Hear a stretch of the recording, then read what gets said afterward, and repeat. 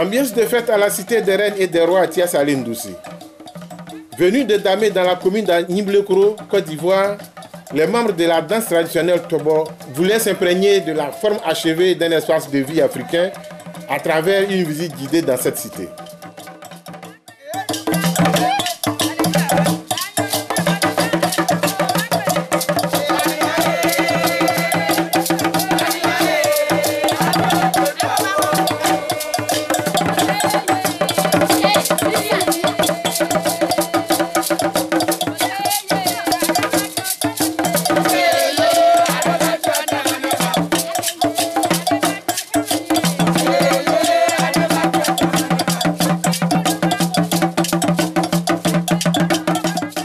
Randonnée riche en enseignements, voyage dans un univers où se laisse découvrir entre autres un village avec un arbre à palabre, un campement,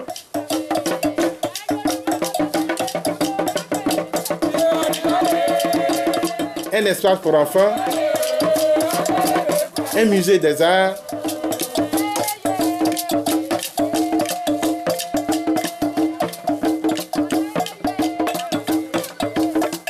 un restaurant champêtre,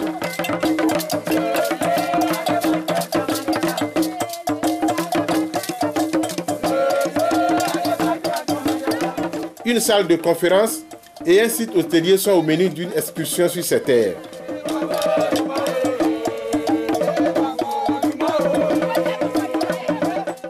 À la cité des reines et des rois, le parcours de la route de l'or prend naissance sur les rives de la Sultan Sama, ce lac parsemé de fleurs où l'esprit du visiteur prend son envol à l'image d'une colombe et des canards heureux de voguer.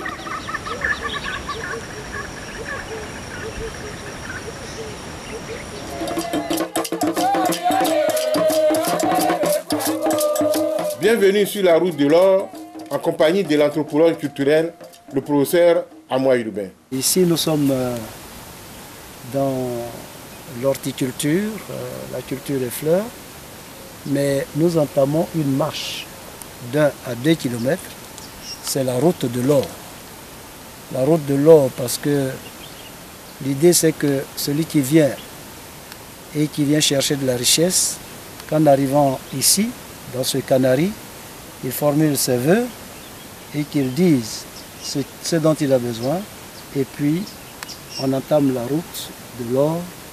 Mais si également quelqu'un vient chercher, qui veut déposer, travailler à produire, mais qu'en partant d'ici, ils produisent de l'or. Donc à tout niveau, celui qui veut réussir un succès et tout, il formule ses vœux à ce niveau-là et on va entamer la marche. C'est une série de symboles avec le langage des rochers que nous allons parcourir puisqu'il y a 3 espaces vastes de rochers. Le rocher mâle, le rocher femelle et le rocher qui va permettre de faire de l'eau minérale. Vous voyez ce palmier au milieu des rochers. Le palmier a pu germer, produire. C'est-à-dire que quelles que soient les difficultés de la vie, si l'on est appelé à réussir, on réussit toujours.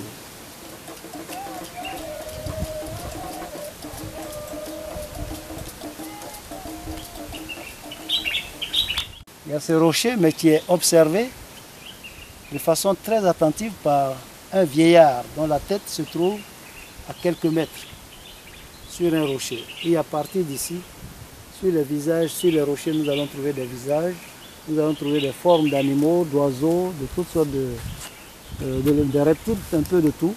Les rochers ont plusieurs formes analogues aux éléments de la nature.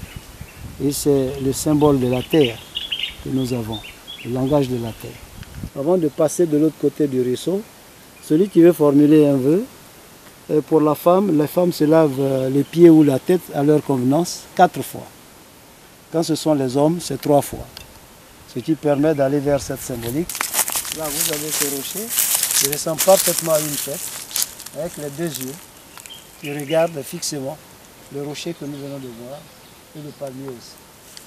Ces 2 rochers qui sont des rochers de la forme de frères siamois. Alors en fait, ils sont l'un, chacun regardant d'un côté. Ici, nous avons un autre visage moins visible, mais un œil très fort.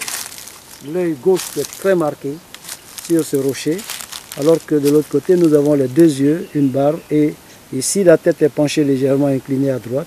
Nous l'avons tout de même. C'est l'univers du rocher femelle, donc de la reine des rochers. Et encore une fois, à partir de la reine, nous allons nous retrouver au roi, le roi des rochers. Là-bas, il y a une tête de lion, il y a même un lion. Ici, la reine va nous offrir quelques éléments, quelques commodités, des symboles, des images. Mais là-bas, l'autorité va s'affirmer beaucoup plus grandement avec un lion. Alors on se demande, tous ces rochers-là, si à l'ère précambrien ou néolithique, il y a eu une avancée ou un recul de l'eau. On se demande toujours, ce sont des hypothèses de recherche. Là, vous avez une bouche. Vous voyez, les 2 rochers qui se touchent pas. On a l'impression que c'est une grande bouche ouverte. L'animal ou autre chose, mais en tout cas, c'est quelque chose de grand. Vous voyez, les lèvres inférieures, les lèvres supérieures, c'est extraordinaire. Les deux rochers semblent ne pas se toucher jusqu'en bas. Dans ce rocher, nous avons les 2 yeux, nous avons le nez et une grande barbe en bas. Et une tête massive. Les rochers deviennent de plus en plus massifs, surtout dans l'univers de la reine que nous allons certainement, que nous appelons le château de la reine, et de l'autre côté, le château du roi. Là aussi, on a l'impression que c'est un autre animal qui se manifeste là. Cette tête là-bas avec le nez, c'est un poisson. On a l'œil, on a les différentes parties et on continue de s'interroger sur les différentes formes que peuvent prendre les rochers. À partir d'ici, c'est le château de la reine. La reine parce qu'elle a une vue panoramique sur le domaine. Tous les 3 hectares de fleurs avec les EVA que nous avons à l'intérieur. Vraiment, ici, on devrait pouvoir mettre dans quelques mois le buste de la reine et sa cour. La reine mère, la reine tout court. Dans l'univers du château du roi lion, parce que là nous avons la tête du lion et nous avons le dos, la crinière. Nous sommes dans un espace où, ici comme je l'ai dit tantôt, les rochers sont plus massifs et pour nous le parcours marque un arrêt important dans la cour royale avec tout son environnement. Le palais royal. Nous sommes toujours sur la route de l'or. Cette route de l'or qui nous offre de voir les merveilles des becs de perroquet, cette variété de fleurs tropicales que nous cultivons sur une superficie d'environ 3 hectares et qui vont certainement nous permettre d'avoir une bonne distribution. Mais à terme également, c'est de voir quels sont les produits que l'on peut avoir avec les essences que pourraient fournir ces différentes fleurs. On a donc là l'impression d'une sorte d'arc de triomphe. 2 animaux, en rocher également. Nous avons un reptile. Qu'est-ce que c'est? On a les yeux et on a la langue. Et tout de suite après, on a un animal assez massif qui ressemble à un porc. On cherche encore. Peut-être y a-t-il d'autres ressemblances. C'est le 3e espace de rocher que nous avons. Là-bas, d'ailleurs, à perte de vue, on a l'impression que c'est une tortue. Vous voyez qu'on n'avait jamais... Là-bas, on dirait que c'est une grotte avec un élément de cachet. Vous voyez là le creux et puis la petite tête là-bas. Alors ici, il y a une particularité que nous allons définir, c'est que c'est ici que nous avons nous-mêmes, en parcourant le terrain, découvert de l'eau de roche que nous comptons mettre en bouteille et faire en sorte que nous ayons à produire l'eau minérale sur le site.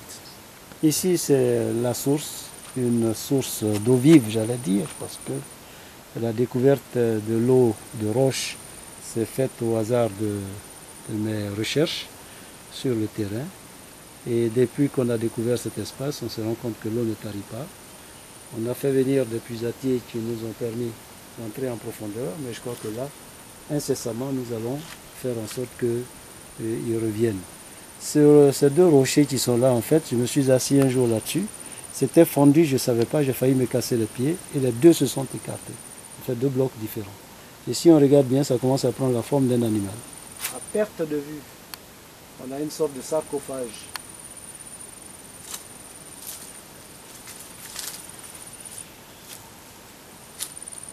Là, au loin, on a l'impression qu'il y a une tête de squelette. Et nous allons, au fur et à mesure qu'on avance, on verra que ce qui apparemment ressemble à une tête à un squelette de tête va se transformer tour à tour en rhinocéros ou en cochon et en éléphant. Là, on a une tête. Vous voyez bien les yeux, la bouche. Mais juste derrière, on a un bloc de pierre. C'est dire que toute personne doit être adossée à quelque chose. Une visite du site touristique de la cité des reines et des rois, un plaisir à nul autre pareil à s'offrir. Les membres de la danse Tobo, heureux de l'esprit de créativité du professeur Amoy Urbain, en garderont un bon souvenir.